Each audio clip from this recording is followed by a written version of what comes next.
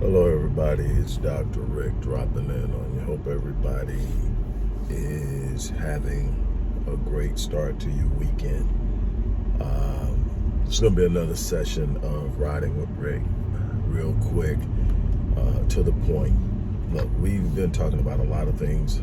There have been, first and foremost, multiple domestic violence deaths, very violent deaths. And they've pretty much flown under the radar. And that's something that we need to really, truly focus on. That's something that we can't continue to treat casually. That's not something that we can continue to sort of just skate by. The ability to protect our women on a grand scale is going to be the literal barometer by which we are measured as a people throughout history. The ability to protect the childbearing part of the population is important for obvious reasons as far as progenation is concerned, but also in the sense and state of the psychological, sociological well-being of everybody within the group. And I can't get obviously into deep depth with that, but we definitely have a problem here. Again, I've been talking about African-American adolescent and young adult male violence now for well over 2 decades. My research goes deeply in depth. I've written multiple books on it, written literally hundreds of articles on it. I've lectured on it.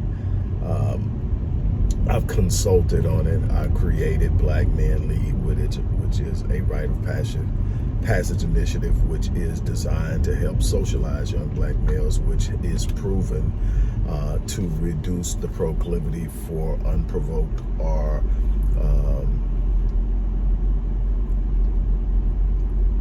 let's just say unnecessary violence. I do think that there's a time where a man is not only valid in his violence, but also it is a requisite, and that is when he is being violent in the process of protecting that which he loves, that which he cares about, in the sense of his family, in the sense of his community, in the sense of his race. But violence based on you hurt my feelings, you broke my heart, you disrespected me. And I get it. I know the code. I grew up in the hood. I get it. I understand it. But that code is destroying us. There has to be some balance in that code. Should a man be respected? It's the thing we thrive for most. It's the thing that we yearn for. Men want to be respected before we want to be loved. I understand it. I know it. I feel it. It's a part of me. But what we cannot be is destructive in a manner that destroys not only ourselves, but our very people. And so we have to be aware that we are going to have to confront. It is absolutely crazy. Young man shoots his girlfriend or on and off girlfriend 3 times at least in front of their children. Another brother shoots his girlfriend. Same situation, and this is all happening within the course of a week. And this is not something that's new. This isn't some all of a sudden flash that's happening. And we are going to have to pay attention. Now, it's not just in that area. There are a bunch of other things happening. We also have a major issue with a spike in suicidality. And what I mean by that is the attempts to take one's life. This isn't just suicidal ideation. This isn't just thinking about it. This is literally taking action and either succeeding or not succeeding, but taking action. And then successful suicides is at an all-time high in the Black community. And in our young babies, our baby girls, ages 5 to 13, we literally lead that statistical category. There used to be this thing that flowed through the Black communities that Black people don't kill themselves. Well, the truth is that was never truth. It was that it was not as prevalent in the Black community as other communities, because the things that normally drive people to the point of suicide we experience on a consistent basis in many instances and issues. And so those things didn't have the same impact on us as it does someone who has something and loses everything. But there were still other things. I witnessed my first suicide. Well, didn't witness it, but heard it and had to deal with it. Literally, it was right across the street from where I lived as a kid. The lady that lived there, she broke up with her boyfriend. He went and sat in his car and blew his brains out.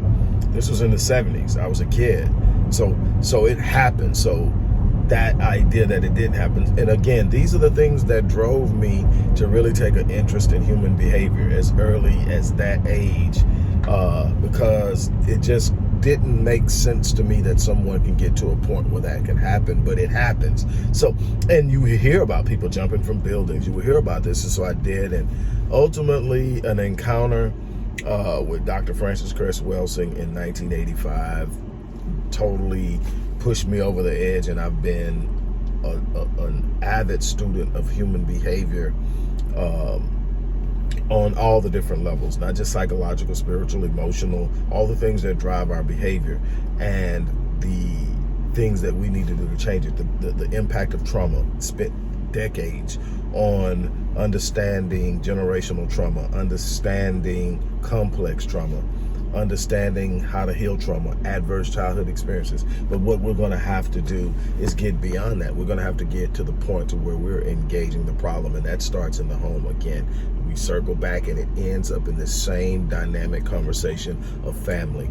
We have literally devalue the family to the point nobody really cares anymore if you got a family. Now, I'm doing me, I'm getting what I want, it's about me, it's about me, it's about me, it's about me. I'm gonna go out and do this, it's about me thing, and on the way I'm gonna have a few kids, or I'm gonna make a few kids, and I'm gonna go out there, and the kids are going to suffer because I haven't truly committed to being a part of the very foundational institution that stabilizes the community, and that's the family. I'm gonna get in, I'm gonna get out, I'm gonna do my thing. I'll pay child support, I'll do all that, or I'll do it on my own. I'll get a job, I don't need him, and all that stuff that's being said, and we're not realizing that we're destroying the minds, we're destroying the psyche, we're destroying the soul of the children that we're creating, because we're so damn selfish that all we can think about is me. I'm not happy, I'm not satisfied, this didn't happen, that didn't happen. The whole thing about building is sacrifice. The whole thing about becoming and developing power is sacrifice. It's not about get. We are literally sucking the life of our own community, and we still won't be happy, because happiness isn't about things. Happiness isn't about what you can accumulate. Happiness is about fulfillment. Happiness is about accomplishment, not just in material things, but in impact, and especially when it comes to men. We have so much that we are blowing because we have bought into this idea that we can measure our manhood by our money. It's a bunch of rich ass ignorant fools. It's a bunch of rich ass evil people. It's a bunch. And I'm not saying they're all that way, because you can find rich evil people, you can find poor evil people. What I'm saying is having money doesn't make you a good man. Having an awareness of who you are and your responsibility to yourself, to your family, to your community, to your race, to your country, and ultimately to God. In fulfilling that and walking in that is what you will be measured at when it comes. The measure of a man is so much more than his money.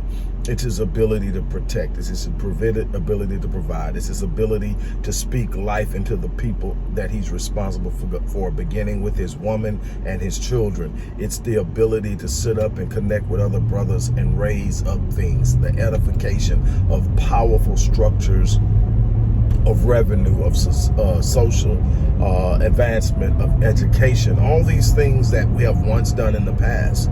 That's what made us great men. And now we have gotten to the point that we think we can buy a few things that makes us a man. No. And the message is being constantly pumped because it emasculates in a way that you don't even witness, or you don't even acknowledge, the emasculation. See, you think if somebody's, patting you on the back, you think of somebody that's hollering about how awesome you are, how sexy you are, how dope you are, all these different things that we like to hear as men. You think that because you're hearing that, you're being emasculated, because when you step out of your role, you really, truly, absolutely abdicate the power that you have as a man to effectively implement changes and empowerment within your community, within your home, within your children, within your mate. And we're missing that because we're out here chasing the bag. Don't miss the bag. Money has a major role, but when you don't understand who you are, you mishandle the money when you get it. The things we're spending money on aren't the thing that's going to create the empowerment that we want. It creates the illusion. Look what I got. I made it. Look what I got. I'm up there. Look what I'm driving. Look what I'm wearing. Look where I'm going.